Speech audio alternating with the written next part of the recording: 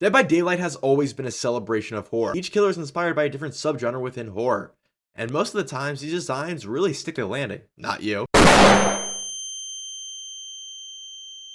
But one in particular is a standout and a shining example of what a killer can and should be in Dead by Daylight, and maybe even in the horror genre as a whole. While DBD is certainly a horror game, it's never really been that scary. Until last year when Dead by Daylight added The Unknown, with a teaser campaign that left everybody excited and horrified. The Unknown is easily the scariest killer in the game. From its lore, its design, the voice acting, its costumes, and even gameplay, The Unknown is the perfect modern horror monster. And whilst obviously being known in the Dead by Daylight community, it is still unfortunately an underrated work of horrifying art. So today I wanted to dive into The Unknown, explore what it is, where it comes from, and what makes it so unique. From an SCP-like organization, to aliens, to the military, to government conspiracies, to all things wicked. It is possible to find the unknown. There are enough clues in the Unknown's lore to define what it is, and it was right in front of us the whole time.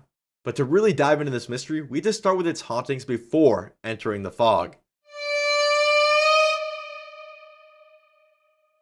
The Unknown resides around Greenville, where a number of people have mysteriously disappeared over the years. It's important to note that a lot of these disappearances happen around Greenville, but it doesn't seem to be limited to the town of Greenville. It seems like it can travel anywhere. Of course, everyone has their theories: aliens, cults, serial killers, or just bad accidents. But fortunately for us, a few of the incidents have been documented so we can come to our own conclusions. Over the course of the weeks before the release of All Things Wicked, Behavior would release a series of teaser images and stories relating to the unknown. While this was the first and only time Dead by Daylight has marketed their new chapter in this unique way, it would easily become the best campaign they've ever done. So just as a note, as we get into these teasers, they were usually released daily, so we would have to wait, and it kind of built up tension. It was really cool. Starting with Ashley in the diner. We're not sure who the narrator is, she's never named, but she was on garbage duty. She worked at this diner, and the cook had already left an hour ago. Her friend Ashley said she was going to grab a smoke and ask Tyler, her boyfriend, to pick her up. The narrator said that she'll be fine, she's just going to mop and take out the garbage. Ashley smiled and walked out. The diner was at the edge of the town and it was surrounded by a forest. It honestly scared the narrator. They dreaded staying around after dark. Whenever they walked to their car, they would feel eyes watching them from the forest.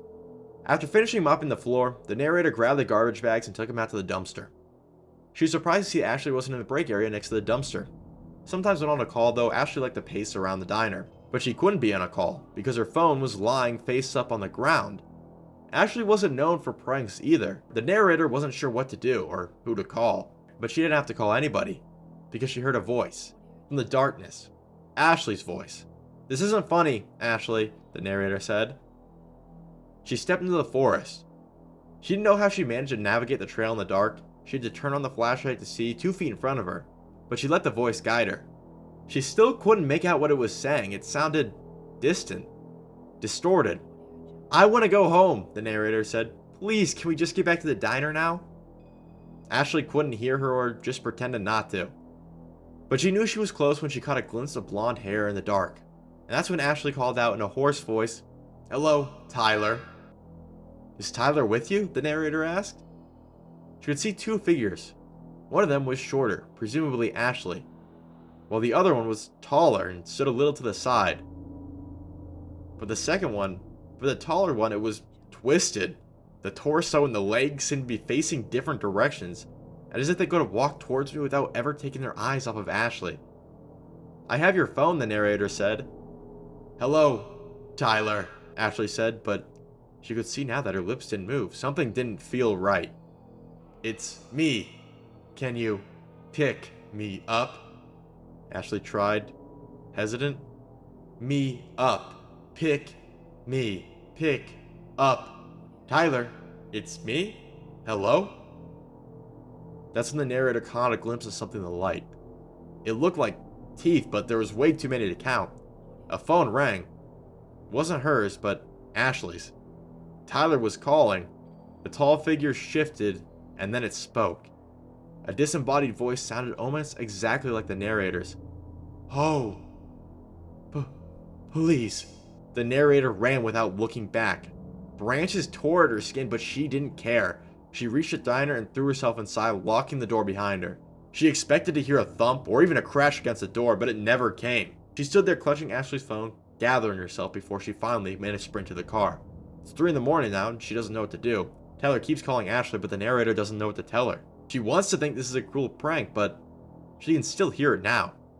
Floating softly through her window, a voice, haunting and familiar, so close to her own. Please, it begs. I want to go home. Next up, we have an audio recording that was presumably posted to some sort of social media like Facebook. It was posted in the Green Peaks Road neighborhood group. This user posted an audio recording, something they heard in their backyard last night around 2:30 a.m. It sounded like somebody was rummaging around their backyard. So they opened the porch lights to see what it was, but they couldn't see anything. They even got dressed and went outside to go take a closer look, but all they could make out was this weird buzzing noise, and what they thought was maybe whispering. As of course everybody knows, one of the houses in the neighborhood recently got egged a few months ago, so they were kind of worried that it was a prank. They pulled out their phone to record and started walking towards the noise, but they didn't find anything. They couldn't tell where the sounds were coming from, so they went back inside and they can't really sleep. The neighbor was really creeped out and was wondering if anybody else has heard anything familiar. Here's what that audio sounded like.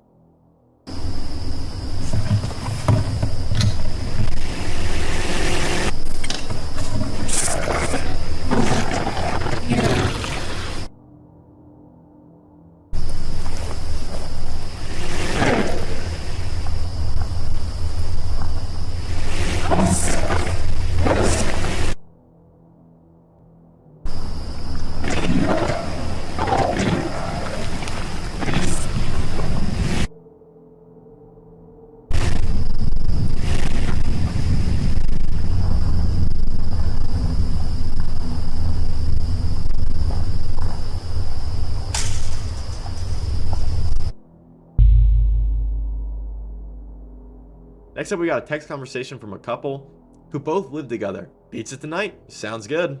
Okay, I'll pick it up on my way home. Thank you. Love you. Love you too. Everything okay at home? Yeah, just cleaning. What's up? Got a notification from the security system. Saw something weird on the feed. Can you check the back door? Weird. What does it look like? Just a blur in front of the camera. It's too close to tell what it is. Raccoons, maybe?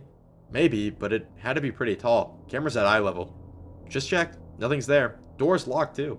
Okay, thank you. We'll keep an eye on the little rascals this time. We should start leaving the garbage in the garage. Yeah, you're right. Working late? Yeah, sorry. Should have texted. Almost done. Everything okay? The neighbor's dog won't stop barking. Again? Third night in a row. I don't know what to do. Rang the neighbors, no one's home. The dog stopped barking, but he's whining now. Sounds wrong. I'll be there soon. Wrapping up. This is at 7:25 p.m. I hope he's okay. Love you. Love you too. Hey, something's in the backyard again. It's too dark to see what it is. 7:36. That was probably me. Stepped out 5 minutes ago. Thought I heard the neighbors. Wanted to check on the dog. Maybe stay inside. 7:38. Okay, it wasn't them anyways. Love you. 7:39. Love you too. Pepperoni? I'll just grab 2 different ones. We'll have leftovers. Got the pizzas. Almost there. 8:35. Lisa? Where did you go? This next teaser is to a Miss Allen, seemingly a professor or some sort of mentor, from Danny about his roommate Ryan, who he's concerned about. Hello, Miss Allen. I'm Ryan's roommate, Danny. I think we briefly saw each other during orientation week. Ryan mentioned where you worked a while back and I found your email address on the company's website. I think something is wrong with Ryan. Start of the day. Ryan was excited to try a new trail on his daily run and said he'd meet me in the dining hall for breakfast after. He just never showed up. I found him in a room after my first class of the day and he was just scribbling at his desk. He was still there when I came back, hours later, sitting in the dark, still scribbling. He snapped out of a trance when I called his name and said he lost track of time. He'd seemed normal over dinner, but when I asked about his day, he said he'd been busy studying. When we got back to our room, he left to take a shower and I got curious. I wanted to know what he was working on, so I waited until he was in the shower and looked at his desk. You'll find a picture attached to this email, but there were dozens of them.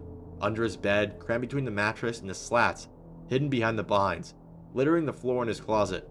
I even found a single piece of paper under my pillow. I pretended like nothing happened, but shortly after we went to bed, I heard it again.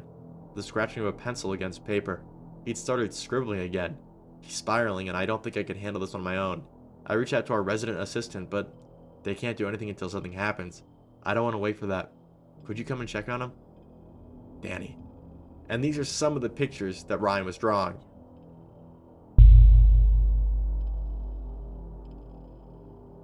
Next is a text group chat of probably the girlfriend of Sean who's seemingly very concerned about him.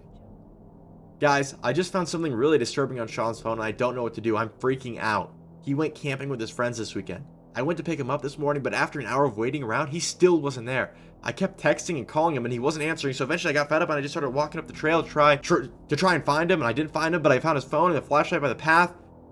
What the fuck? I was freaking out. I'm sorry, I'm shaking so much right now. Typing is rough. Are you okay? Please just run to your car. I can leave work and I'll come get you. I went to check his phone to see if I could find info there about where he might be or what might have happened to him. When I locked it, the camera roll was open. What do I do? Are you in your car? Go right now. Lock the doors. I'll be there in 5. I'm on my way. And here are some of the pictures on his camera roll. Most look normal. Friends, family, camping, hiking. Until the last 2. The second to last teaser is a security system. 3 minutes ago, motion detected, front yard. 2 minutes ago, motion detected, front yard. 1 minute ago, motion detected, front yard. 1 minute ago, loud sound detected. Now, back door open. And last but not least, the final teaser is a camper sitting in his tent before he's attacked by something unknown.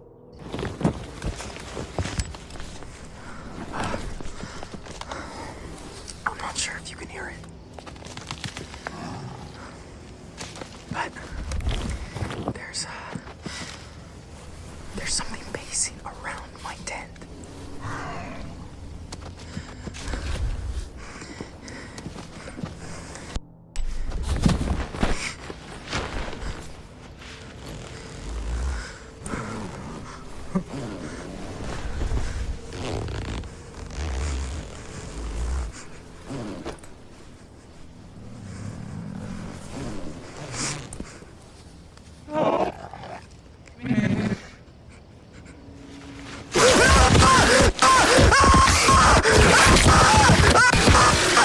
And all of that led us straight into the Unknown's release in the All Things Wicked chapter.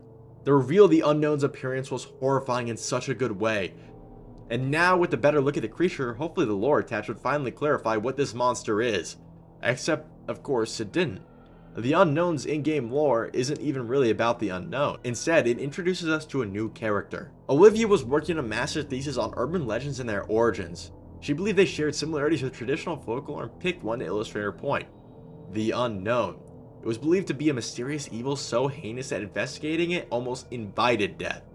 At least that's how the story went, and there were many stories. One was about a girl in Greenville who disappeared without a trace on stage in front of a room full of witnesses. Her friend then disappeared a few weeks later while trying to figure out what happened to her. Police were stumped. They had no clues, no leads, and the mystery created the perfect storm for amplifying and spreading an urban legend. Instead of going back home for spring break, Olivia decided to investigate and head to Greenville herself. She drove to the cheapest motel in the town and began to set up a small room to investigate. If anybody walked into the motel room, they would think Olivia lost her mind. There are many theories as to the Unknown's origin. Some said it was a malevolent entity conjured long ago by an ancient cult. Others believed it to be an alien that escaped Area 51. Legend was it thrived in darkness and stole the voices of those it consumed so as to lure the others to their doom. The first newspaper articles Olivia found reference a disappearance at a seance held in the 1800s. In the late 1950s, several college students mysteriously disappeared from a movie theater. Witnesses saw them go inside. Some remembered seeing them in their seats, but when the light came up, they were gone. No trace of them was ever found. A projectionist claimed to have heard voices in the empty darkness of the theater later that night. When he turned on the lights, no one is there. Then in the 1960s, a group of teens disappeared while exploring an abandoned hospital believed to be haunted. Stories and speculation run rampant, explaining these mystifying disappearances. Some talked about a top-secret government research program run by the Office of Strategic Services in the 1950s, Project Apple Pie.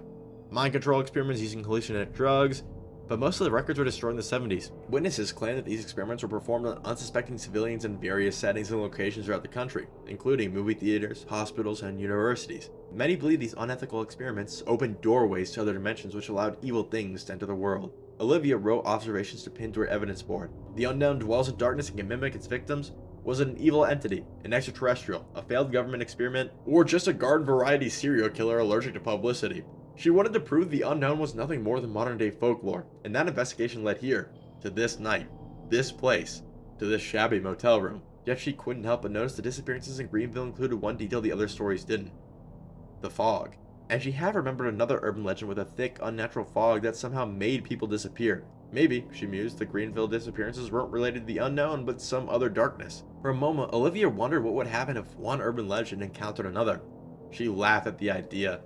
and tempted fate by sketching a picture of what she thought the unknown might look like. Then she pinned the sketch right in the middle of her evidence board, laughed, and nervously waited to be consumed by the unknown. Anxiously, she stared at all the windows and front doors for seconds that turned to minutes and minutes that turned to hours. Now it was after 2 a.m. and Olivia was exhausted. She was examining some articles and sipped some cold coffee. That's when she first heard the whisper. She wondered if she imagined it. Olivia. It seemed to come from the bathroom. Help. The lights in the room flickered. Who's there? Olivia stared with wide eyes at the closed door of the bathroom.